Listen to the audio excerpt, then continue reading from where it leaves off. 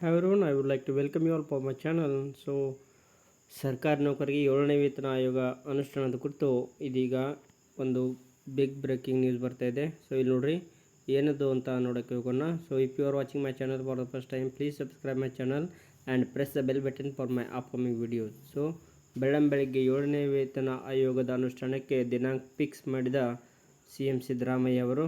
So ಹಾಗಾದರೆ ಇದರಲ್ಲಿ ಏನಿದೆ ಎಂಬುದನ್ನು ನೋಡೋಣ ಬರ್ರಿ. ಸೊ ಯಾವ ದಿನಾಂಕವನ್ನು ಫಿಕ್ಸ್ ಮಾಡಿದ್ದಾರೆ ಎಂಬುದನ್ನು ಇಲ್ಲಿ ನೋಡೋಣ. ಸೊ ಬೆಳಗ್ಗೆ 7ನೇ ವೇತನ ಆಯೋಗದ ಅನುಷ್ಠಾನಕ್ಕೆ ದಿನಾಂಕ ಫಿಕ್ಸ್ CM ಸಿದ್ದರಾಮಯ್ಯ ಅವರಿಂದ ಒಂದು ಭರವಸೆ ಬಂದಿದೆ ಎಂಬುದನ್ನು ನಾವು ಇಲ್ಲಿ ನೋಡ್ಬೋದು.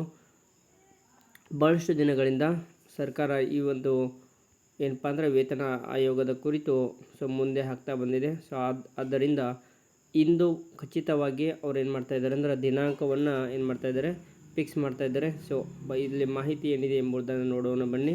ಸೊ ನೋಡಿ ಸ್ನೇಹಿತರೆ, 7ನೇ ವೇತನ ಆಯೋಗದ ಶಿಫಾರಸುಗಳ ಅನುಷ್ಠಾನಕ್ಕೆ ಸರ್ಕಾರಿ ನೌಕರರ ನಿರಂತರ ಪ್ರಯತ್ನ ನಡೆಯುತ್ತಿದ್ದು ಜುಲೈ 4 ಇಲ್ಲಿ ನೋಡ್ರಿ ಇಂಪಾರ್ಟೆಂಟ್, ಜುಲೈ 4ರಂದು ನಡೆಯುವಂಥ ಮುಖ್ಯಮಂತ್ರಿಗಳ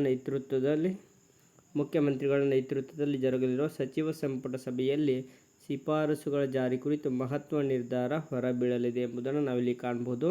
ಸೊ ಈ ಒಂದು ವೇತನ ಆಯೋಗದ ಕುರಿತು ನಾವು ಏನು ಮಾಡ್ಬೋದು, ಜುಲೈ 4ರಂದು ಮತ್ತೆ ಏನಾಗ್ತದೆ, ಸೊ ಮುಖ್ಯಮಂತ್ರಿಗಳು ಸಚಿವ ಸಂಪುಟ ಸಭೆಯಲ್ಲಿ ಈ ಒಂದು ಆಯೋಗದ ಅನುಷ್ಠಾನದ ಕುರಿತು ಚರ್ಚೆಯನ್ನು ಮಾಡ್ತಾ ಇದ್ದಾರೆ.